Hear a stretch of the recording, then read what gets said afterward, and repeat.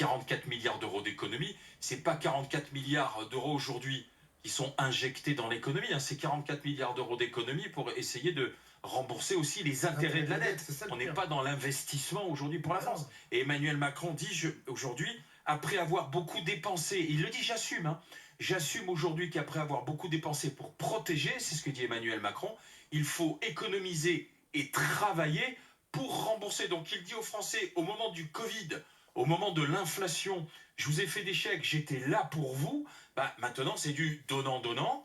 Bah, désolé, mais il faut faire des économies pour pouvoir rembourser ce que vous avez eu en avance, quoi, en fait. Ouais, alors, est-ce qu'il a raison ou pas?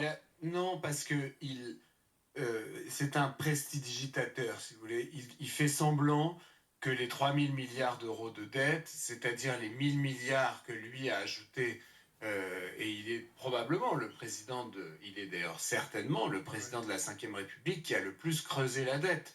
Pour quelqu'un qui était décrit comme le Mozart de la finance, c'est quand même un peu spécial. Il essaye de faire croire que l'augmentation de la dette n'est due qu'au Covid. Or, ça a été chiffré 15 fois par des économistes. Le Covid, c'est au maximum 300 milliards de plus, ce qui est pas mal, mais ce qui n'est jamais que 300 sur 1000. Et sinon, il y en a 700 qui sont simplement un énorme dérapage de nos dépenses publiques et de notre dette, parce que